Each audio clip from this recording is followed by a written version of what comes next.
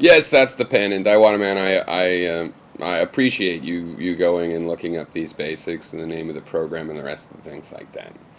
Um, you know, you have a mocking style, and sometimes my reaction is, "Oh yeah, we'll mock you," and that may continue to happen as well. But I get a chuckle. It's not a bad-hearted kind of thing because yeah, it's like that's the epitome. We're using this pen, and but yeah, they have other kinds of pens, with rubber tips, and they have pens with laser pointers built in. They have all kinds of things. Um, but uh, but yeah, that's that pen. But on the other hand, part of your investigation is kind of like looking at problems with the system.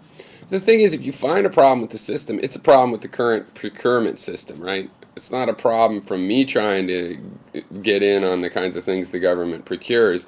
And I'm in a better situation because the government employees have to use that. The airports and the TSA, they have to use these machines that the government has bought, the scanner machines. But I'm probably not going to buy one of those, and maybe that's a bad example because, of course, guns and things like this, not every product is going to be available for certain kinds of legal reasons. But my point is that's just a point of that's a big wasted purchase as far as I'm concerned. But if they make a bad purchasing decision and get something that isn't that useful to people in a regular market choosing voluntarily, then they just don't buy that, right? So no matter how or what, if you find that there's corruption, this whatever, they're getting 50-cent pens in the end. So it should be cleaned up if you find a problem, but I don't think you have. It's a pretty clean thing as far as I can see. But you're still just finding a problem that exists right now in the procurement process, and we've fixed that.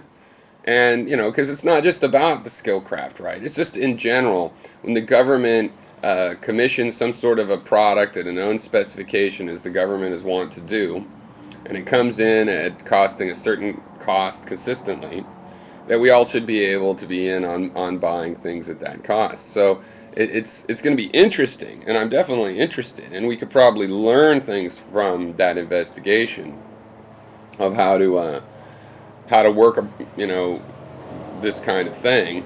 And there's issues with how the supplies work and which goods are might be perishable and which might not be.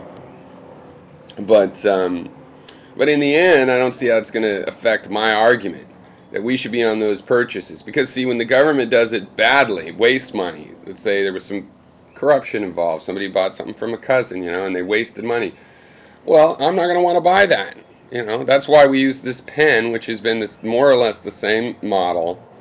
Just the number of rings in the little clip and stuff has changed and stuff, but it's basically been the same model for what, 50, 60 years or something. Or it's like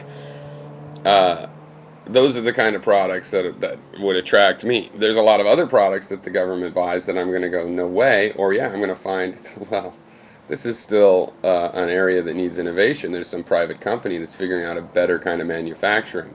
The thing is, with a pen that's 60 years old, it's pretty much already set how it's manufactured, and that's why the consistency of pricing comes in, and those are really the products that people ought to have the ability to get when people are scraping by and we're having all these crises. You can make people's life more affordable without giving them a handout.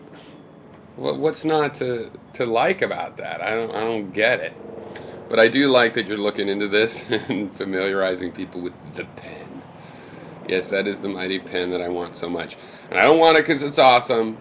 I want it because it's consistent and minimalist and utilitarian. And I think some of the reaction that more status quo traditionalists have to this is the fact that they want to say, oh, about the invisible hand of the market and these various things that have driven, a market to some efficient decision. And they don't like that this is a different method. The government is purchasing these not because they think they can resell them at a profit, but because they need to use them. Wow.